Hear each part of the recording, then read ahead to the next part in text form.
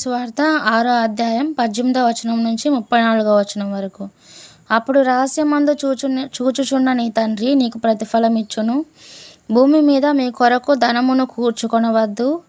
ఇక్కడ చిమ్మెటయు తుప్పును తినివేయును, దొంగలు కన్నము వేసి దొంగిలెదరు. పరలోకమందు మీ కొరకు ధనమును కూర్చుకొనుడి.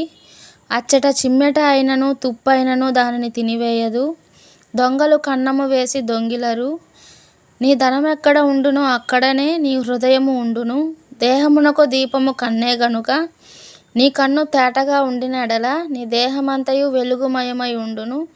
నీ కన్ను చెడినదైతే నీ దేహమంతయు చీకటిమయమై ఉండును. నీలోనున్న వెలుగు చీకటి అయి ఉండిన ఎడల ఆ చీకటి ఎంతో గొప్పది. ఎవడును 2 యజమానులకు దాసుడుగా ఉండనేరడు. అతడు ఒకని ద్వేషించి ఒకని ప్రేమించును, లేదా ఒకని పక్షముగా నుండి ఒకని తృణీకరించును. మీరు దేవునికిని సిరికిని దాసులుగా ఉండనేరరు.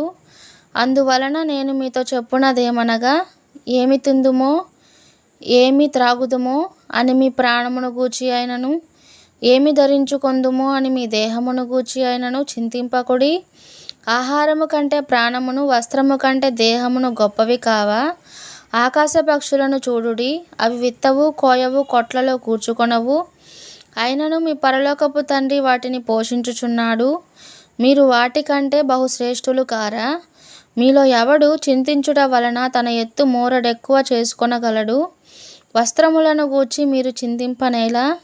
అడవి పువ్వులు ఎలాగూ ఎదుగుచున్నవో ఆలోచించుడి. అవి కష్టపడవు, వడకవు.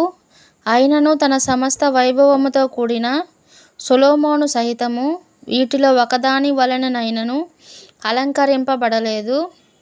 నేడుండి రేపు పొయ్యిలో వేయబడు అడవి గడ్డిని దేవుడు ఇలాగూ అలంకరించిన ఎడల అల్ప విశ్వాసులారా, మీకు మరి నిశ్చయముగా వస్త్రములు ధరింపచేయును కదా. కాబట్టి ఏమి తిందుమో, ఏమి త్రాగుదుమో, ఏమి ధరించుకొందుమో అని చింతింపకుడి. అన్యజనులు వీటన్నిటి విషయమై విచారింతురు. ఇవన్నీ మీకు కావలనని మీ పరలోకపు తండ్రికి తెలియను. కాబట్టి మీరు ఆయన రాజ్యమును నీతిని మొదట వెతుకుడి, అప్పుడు అవన్నీ మీకు అనుగ్రహింపబడును. రేపటిని గూర్చి చింతింపకుడి, రేపటి దినము దాని సంగతులను గూర్చి చింతించును. ఏనాటి కీడు ఆనాటికి చాలును. ఆమెన్.